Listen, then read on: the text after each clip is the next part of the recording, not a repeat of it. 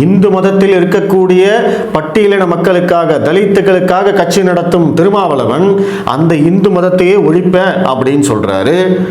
எந்த பட்டியலின மக்களின் உரிமைக்காக இவர் போராடுறேன் அப்படின்னு சொல்றாரோ அந்த பட்டியலின மக்கள் இந்த திமுக ஆட்சியில் சொல்லனா துயரத்தில் இருக்காங்க. அவங்களுக்கு எவ்வளவு மோசமான நிகழ்வுகள் இங்கே தொடர்ச்சியாக நடந்துகிட்டே இருக்கு. அதை பற்றியெல்லாம் திருமாவளவனுக்கு எந்த அக்கறையுமே கிடையாது. ஆனால் இங்கே திருமாவளவனுடைய நோக்கம் என்ன அப்படின்னா, அந்த பட்டியலின மக்களை எப்படியாவது இந்து மதத்திலேருந்து வெளியில் கொண்டு வரணும். அவங்க இந்து மதத்துக்கு போகக்கூடாது.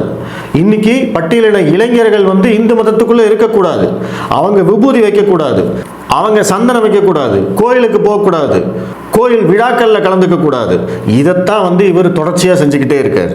இப்ப இவருக்கு கடவுள் நம்பிக்கை இல்லைங்க, அதனால அப்படி செய்யறாரு அப்படின்னா, நீங்க ஒரு மதத்தை மட்டும்தானே குறி வச்சு தாக்கிட்டு இருக்கீங்க. அதுதானே உங்களுடைய வேலையா இருக்கு. இந்து மதத்தை ஒழிப்பேன் அப்படின்னா அந்த இந்து மதத்தில் இருக்கக்கூடிய தலித்துகளுக்காகத்தான் இங்க இடஒதுக்கீடு இருக்கு.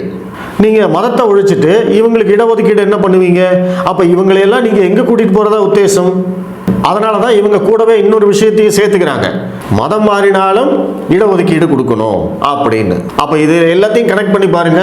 இந்து மதத்தை ஒழிக்கணும், பட்டியலின மக்கள் இந்து மதத்தில் இருக்கக்கூடாது, இந்து தெய்வங்களை வணங்கக்கூடாது, நெத்தியில விபூதி வைக்கக்கூடாது, இந்து மத அடையாளங்கள் எதுவுமே அவங்களுக்கு இருக்கக்கூடாது. அதே சமயம் மதம் மாறினாலும் இடஒதுக்கீடு தொடர வேண்டும். இதெல்லாம் கனெக்ட் பண்ணி பார்த்தீங்கன்னா இவங்களை இந்து மதத்திலிருந்து வெளியில் கொண்டு போறது மட்டும்தான் இவருடைய நோக்கமாக இருக்கிறது. இதை தவிர வேற என்ன நோக்கமாக இருக்க முடியும்?